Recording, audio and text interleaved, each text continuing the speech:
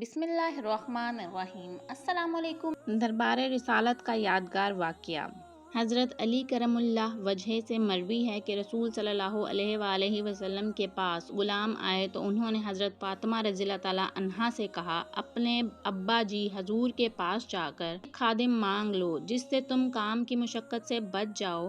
تو حضرت فاطمہ حضور صلی اللہ علیہ وآلہ وسلم کی خدمت میں شام کے وقت حاضر ہوئیں تو حضور صلی اللہ علیہ وآلہ وسلم نے فرمایا، بیٹی کیا بات ہے؟ عرض کیا، کچھ نہیں، میں آپ کو سلام کرنے آئی ہوں، اور حضور صلی اللہ علیہ وآلہ وسلم سے کچھ مانگنے سے شرما گئیں۔ جب گھر لوٹیں تو حضرت علی نے کہا، تم نے کیا کیا؟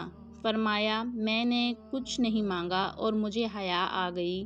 پھر جب اگلی رات آئی تو حضرت علی کرم اللہ وجہ نے حضرت فاطمہ رضی اللہ تعالیٰ عنہا سے کہا، تم اپنے ابا حضور کے پاس جا کر ایک خادم مانگ لو جس سے تم کام سے بچ جاؤ۔ پھر وہ ابا جی کے پاس حاضر ہوئیں تو ان سے کچھ مانگتے ہوئے شرم آ گئی، حتیٰ کہ جب تیسری رات کی شام آئی تو ہم دونوں اکٹھے نکلے، یہاں تک کہ رسول صلی اللہ علیہ وآلہ وسلم کی خدمت میں حاضر ہو گئے تو حضور صلی اللہ علیہ وآلہ وسلم نے دریافت فرمایا، تم کس سبب سے آئے ہو؟ تو حضرت علی نے کہا، یا رسول اللہ، ہم پر کام کی مشقت ہے، اسی لیے ہم نے ارادہ کیا کہ آپ ہمیں ایک خادم عطا فرمائیں جس سے ہم کام کی مشقت سے بچ جائیں۔ تو رسول صلی اللہ علیہ وآلہ وسلم نے ان سے فرمایا، کیا میں تم دونوں کو ایسی چیز بتاؤں جو تمہارے لیے سرخ اونٹوں سے بہتر ہو؟ حضرت علی کرم اللہ وجہ نے عرض کیا، یا رسول اللہ صلی اللہ علیہ وآلہ وسلم، ہاں۔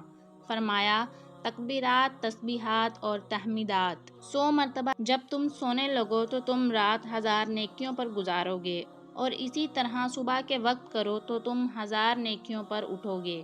حضرت علی کرم اللہ وجہ فرماتے ہیں، جب سے میں نے یہ عمل رسول صلی اللہ علیہ وآلہ وسلم سے سنا ہے تو مجھ سے فوت نہیں ہوا مگر جنگ صفین والی رات، کیونکہ میں اسے بھول گیا، یہاں تک کہ رات کے آخر میں مجھے یاد آیا تو اسی وقت پڑھ لیا۔ ویڈیو اگر اچھی لگی ہو تو اس پر لائک، کمنٹ اور میرے چینل کو سبسکرائب کرنا بالکل مت بھولیے گا۔ جزاک اللہ خیرہ۔